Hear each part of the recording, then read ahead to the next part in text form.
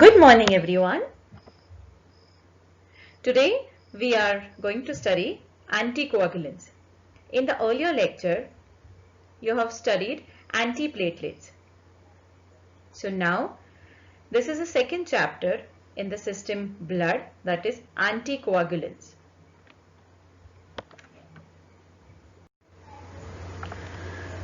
Now to understand what anticoagulants are or what anticoagulants or coagulation means, you need to understand the term hemostasis. Now what is hemostasis? Now this term you must have dealt with in your physiology during your first year. Hemostasis is nothing but the arrest of blood lost from the damaged blood vessels, which is very essential for the survival of the life of the patient or life of the individuals.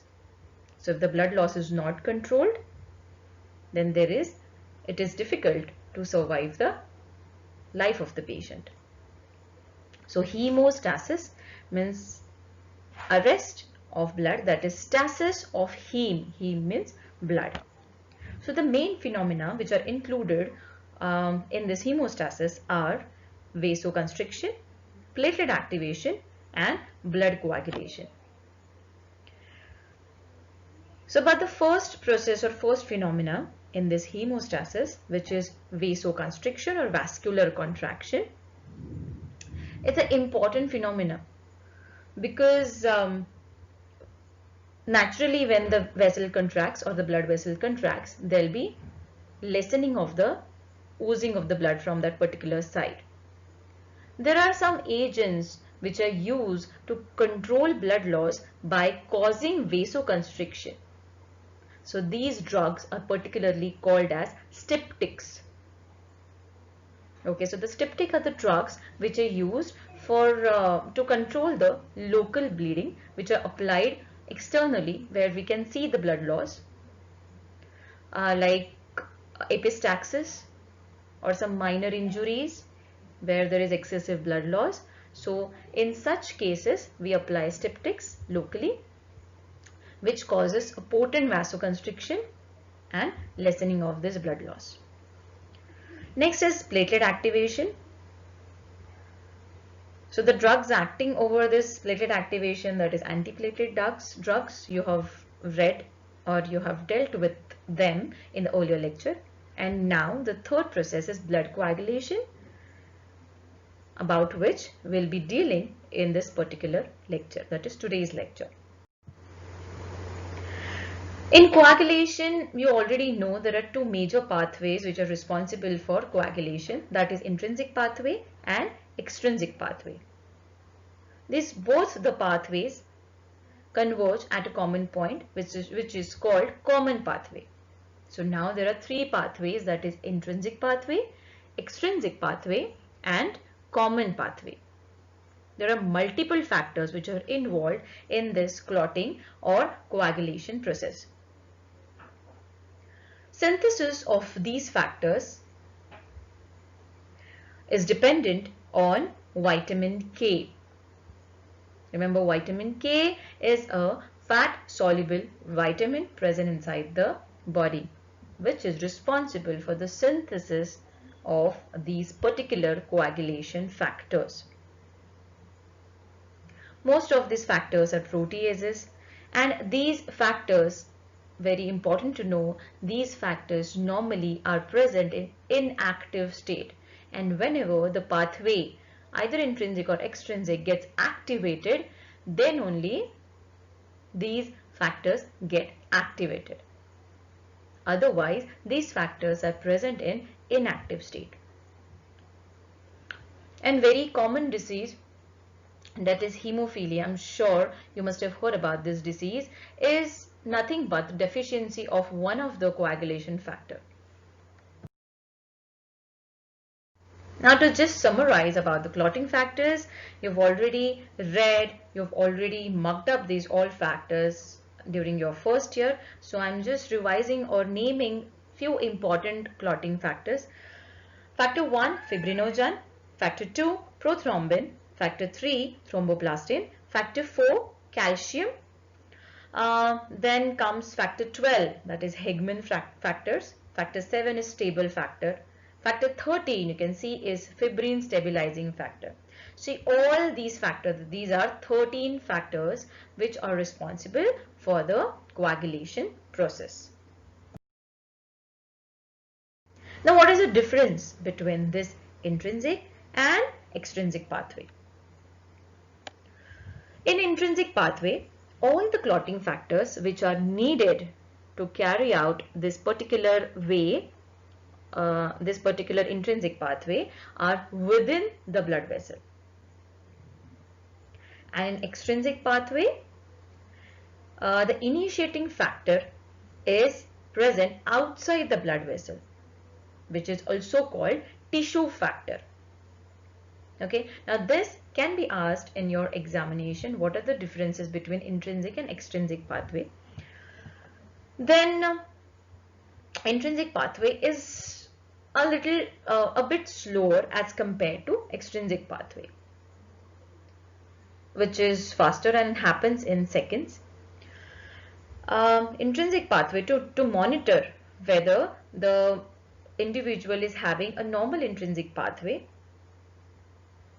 a test is carried out which is called activated partial thromboplastin test.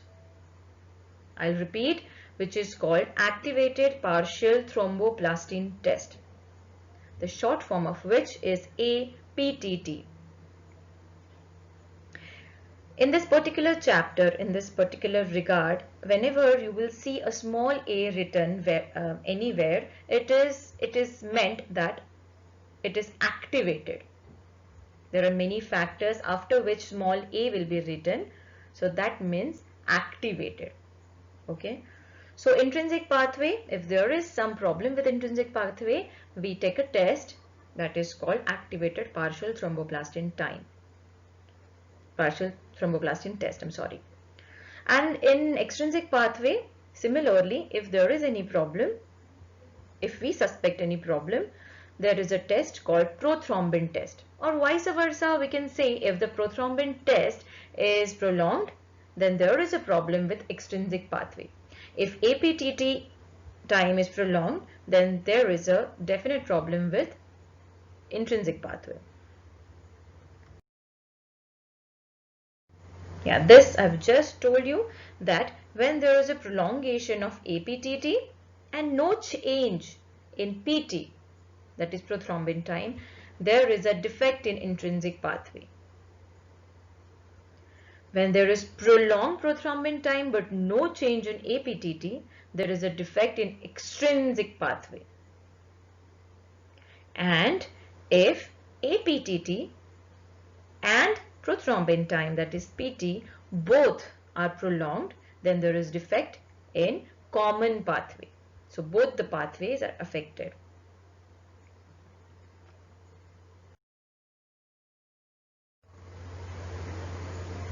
Now this is a coagulation cascade which is showing intrinsic pathway as well as extrinsic pathway.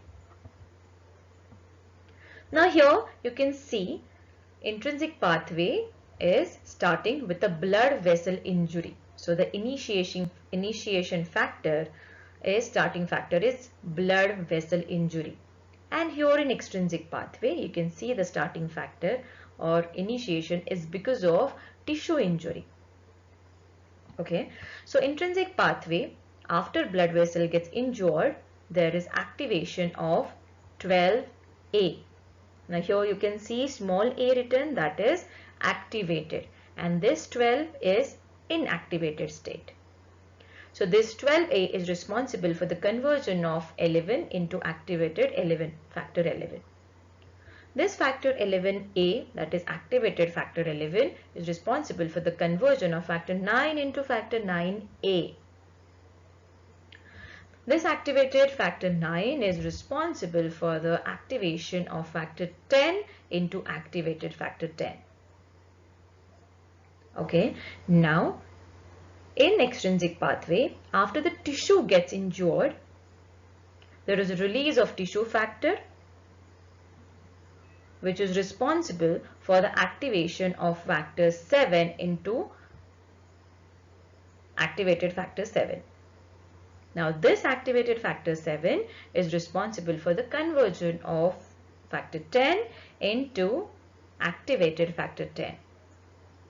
Now intrinsic pathway is also coming up to factor 10A and extrinsic pathway is also coming up to factor 10A. So from this onward, from this step onwards, whatever the reactions are happening is called common pathway, which is common to both intrinsic as well as extrinsic pathway. So now after factor 10 gets activated, there is a conversion of prothrombin into thrombin. This thrombin is responsible for the conversion of fibrinogen into fibrin monomer, which ultimately get converted into fibrin polymer. Okay, now this you have dealt with again during your first year. I have just summarized it because we'll be dealing with the drugs which are acting over these multiple factors. So in the red box you can see the factors, that is factor 12, 11, 9 and 10 and thrombin. So these are the factors which are affected by heparin. And the boxes, that is the factors which are colored in blue, that is 9, 10, prothrombin, 7 and 10 are the factors which are affected by oral anticoagulants.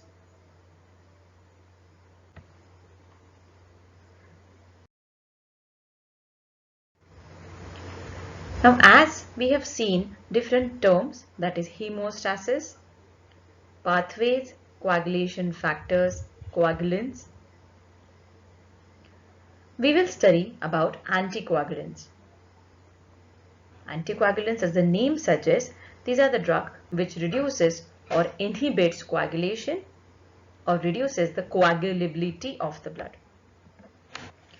These are classified into in vitro anticoagulants and in vivo anticoagulants. In vitro means outside the body and in vivo means inside the body. In vitro anticoagulants are heparin, sodium citrate, sodium oxalate and sodium edetate, which are used during blood investigations. Blood is tested to avoid or to inhibit the coagulation of the blood. In vivo anticoagulants are parenteral ones and the oral anticoagulants. Now parenteral anticoagulants are heparin, low molecular weight heparin, danaperoid, lepirudin and heparin sulfate. Oral anticoagulants are warfarin sodium, dicumarol, azenocumarol and phenandiol. Now we will be starting our first drug in this chapter, that is the most important drug is heparin.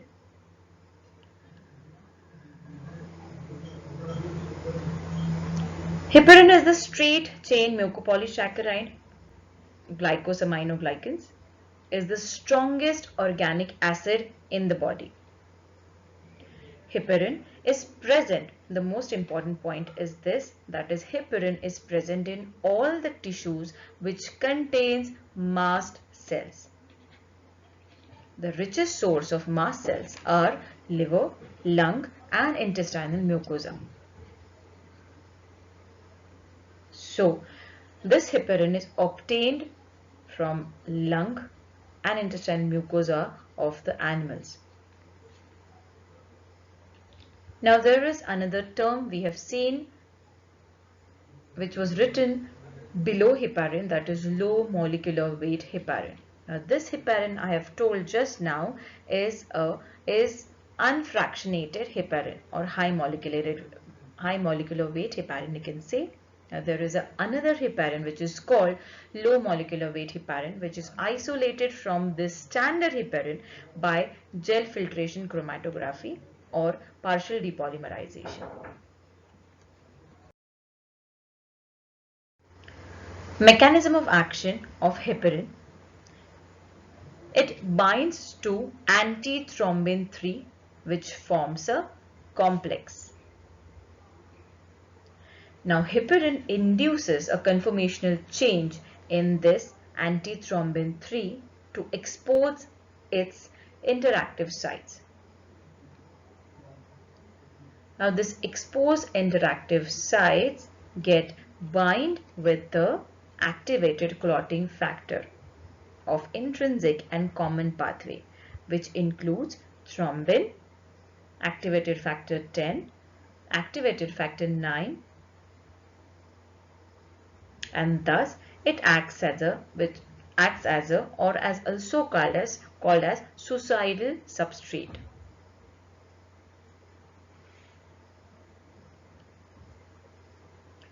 At low concentration, it interferes with intrinsic pathway, while at higher concentration, it affects common pathway. What are the another anticoagulant properties of heparin?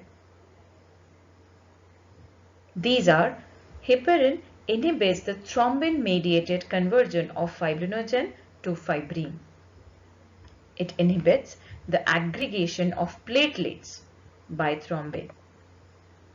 So we can also say that it exhibits an antiplatelet action. It inhibits activation of fibrin stabilizing enzyme, and it inhibits activation of factors 12, 11, 9, 10 and 2.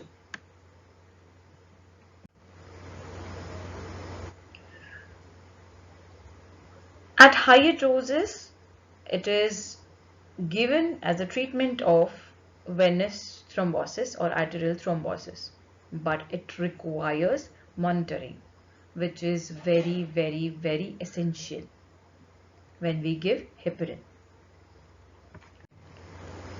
Now, how do we monitor this anticoagulant therapy or heparin therapy? When it is given subcutaneously, no monitoring is required. But when it is given IV, then you have to monitor partial thromboplastin time, that is activated partial thromboplastin time, which you've seen in the earlier slides, right? Because heparin inhibits the intrinsic pathway, the factors involved in intrinsic pathway, and we have seen that whenever there is a inhibition of intrinsic pathway, then APTT is raised or prolonged.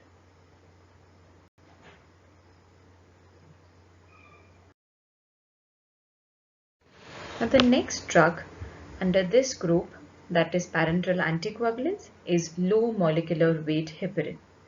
I have already told you what low molecular weight heparin is.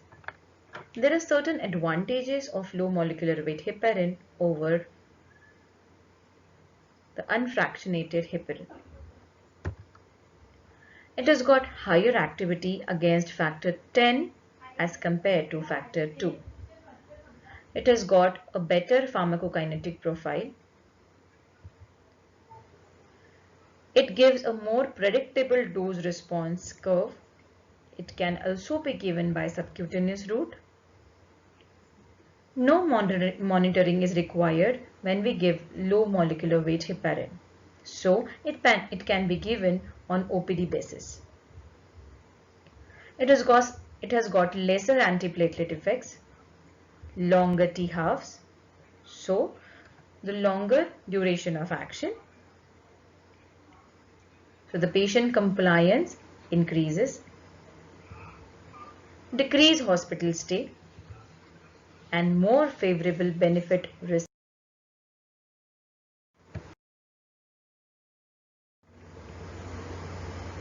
Adverse effects of heparin include allergic and anaphylactic manifestations. Bleeding can happen as it is an anticoagulant, which is a very after allergic side effect. Bleeding is the another most common side effect of heparin. Okay, so if the bleeding exceeds beyond the normal limits, then antidote of this heparin is given, which is protamine sulfate. Another side effect of heparin is heparin-induced thrombocytopenia, which is again a responsible factor for bleeding. Heparin can also cause alopecia, osteoporosis, and hyperkalemia. So students, here we end up with our first part of anticoagulants, and in the next lecture we will be dealing with our second part, that is oral anticoagulants, uses of anticoagulants, and fibrinolytics. Thank you so much. Please do read the chapter from the textbooks. See you in the next lecture.